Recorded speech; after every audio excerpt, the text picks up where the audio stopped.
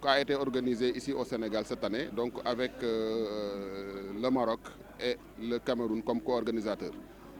Donc le thème central de cette rencontre, c'était la pharmacie hospitalière et innovation, mais également on avait des sous-thèmes qui parlaient sur la reconstruction des médicaments anticancéreux, qui parlaient sur les vigilances sanitaires, donc la pharmacovigilance, et qui parlaient également sur la stérilisation hospitalière, mais également sur la souveraineté pharmaceutique. Donc c'était un thème central et 4 sous-thèmes de ce congrès. Oui, on espère bien sûr, parce que dans la vision de Sénégal 2050, dans la transformation, donc là, avec notre parrain, la PNA, qui sont transformés en EPIC, donc pour mettre en place d'ici 2050 50% des médicaments qui sont importés. Et avec la première présentation de l'ARP, nous avons vu qu'il y a au moins 9 industries pharmaceutiques qui ont commencé à peut-être fabriquer ou bien à installer au Sénégal.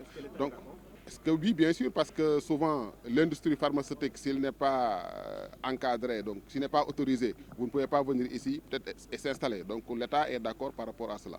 Quelles sont les innovations?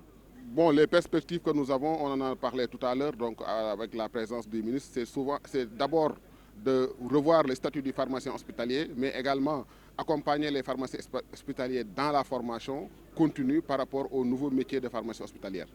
Donc les innovations, c'est ce que j'ai dit tout à l'heure, la reconstitution des médicaments anticancéreux. Le directeur de la PNA est revenu largement sur ce point parce qu'on a constaté qu'au niveau de l'hôpital, avec la façon dont nous faisons la reconstitution ou bien la préparation des médicaments anticancéreux qui sont destinés aux malades de la chimiothérapie, engendre des pertes de 12 à 15%.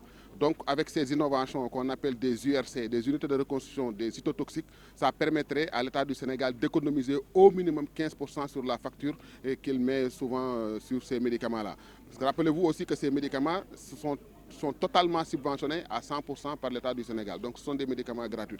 Donc nous, pharmaciens hospitaliers, quand on pense à mettre cet aspect pharmaco-économique, c'est vraiment pour accompagner l'État, soit pour recruter beaucoup plus de malades, ou également diminuer sa facture qu'il est en train de mettre sur ces médicaments-là.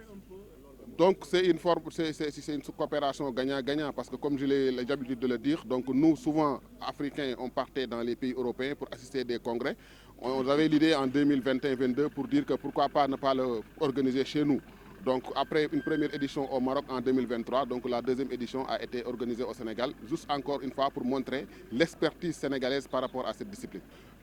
Les pays représentés, il y en avait beaucoup en Afrique. Nous avions le Cameroun, le Maroc, le Burkina Faso, Côte d'Ivoire, Bénin, Togo, Mali, Guinée, Conakry. Donc ça, c'était les pays qui parlent français donc au niveau de l'Afrique francophone. Il y a également même le Congo, Kinshasa, qui était représenté, mais qui travaille actuellement en France à l'hôpital HPF, l'hôpital Assistance publique des hôpitaux de Paris, mais également aussi il y avait des pharmaciens français et belges qui étaient avec nous et qui seront encore avec nous jusqu'à demain pour continuer les présentations.